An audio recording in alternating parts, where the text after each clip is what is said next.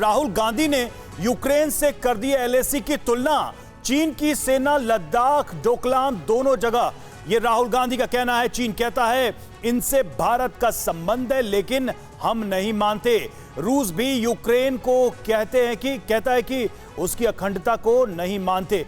दोनों जगह एक जैसी स्थिति है। यह राहुल गांधी ने तुलना की है, कंपेयर किया है और एक तरीके से इस तुलना के माध्यम से कुछ प्रश्न भी उठाने की कोशिश की है।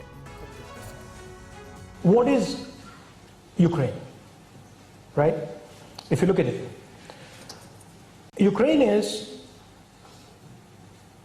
the Russians saying to the Ukrainians that we refuse to accept your territorial integrity. We refuse to accept that these two districts belong to you.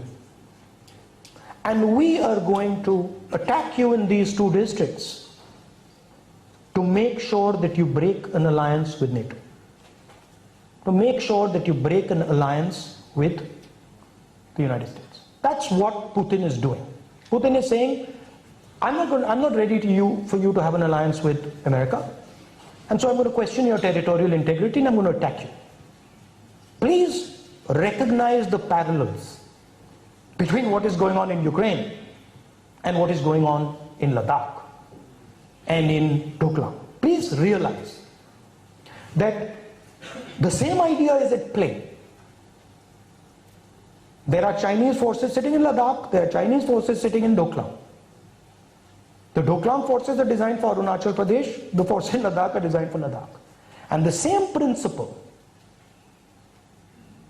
is there. What the Chinese are saying, we do not accept your territoriality, and please, we do not accept the relationship you have with the United States. So we have to realize that there is a problem on the border. तो राहुल गांधी के बयान सुन रहे थे sir, कुछ कहना चाह रहे थे। जल्दी से हम सारे सबसे एक पॉइंट लेंगे, क्विक पॉइंट। ये जब भी कहते हैं चीन के बारे में प्रोपेगेंडा करते हैं, इनका एमओयू कांग्रेस का इनका साइन किया हुआ सीपीपी का, तो मैं विश्वास इस बात पे बिल्कुल नहीं करता। नहीं, ये तुलना कितनी जायज है? तुलना कोई जायज नहीं है, क्योंकि हमारा जो उन्होंने कब्जा किया वो 60 के टाइम में, 60 के दशक में किया हुआ ज्यादातर। डोकलाम के समय में भी मतलब कॉन्टेक्स्ट बदला हुआ है। ये ऐतिहासिक दृष्टि से भी जो ये बात कर रहे हैं, दोनों ही बिल्कुल अलग तथ्य हैं। ये किस तरह से दो अनकंपेरेबल्स को कंपेयर कर सकते हैं? और जिस तरह से चीन के बारे में राहुल जी कह रहे हैं, मुझे तो लगता है कि जिस तरह से उनकी पार्टी का या उनका संबंध चीन के साथ रहा है, और हिंदी चीनी भाई भाई तो इन्हीं की पार्टी ने माना था, और आज इस तरह की बात ये कर रहे हैं, तो पता नहीं, मुझे तो एक बड़ा प्रश्न चिन्ह ही सामने नहीं, मतलब वो सिन्हा सर रूस को वो एक तरीके से क्रिटिसाइज कर रहे हैं इस चीज के लिए। ये थोड़ा एक अलग सी बात है। रूस हमारा मित्र देश रहा है, और खासकर कांग्रेस के रेजिम में रूस लंबे समय तक मित्र देश रहा है। मेरे को 60 सेकंड देना, इंटरफेयर मत करना। पहले तो राहुल गांधी टमाटर को आलू से कंपेयर कर रहे हैं, पहली बात। दूसरी बात कि राहुल गांधी के मुंह से शोभा नहीं देता कि चीन के बारे में वो इस तरह से टिप्पणी करें।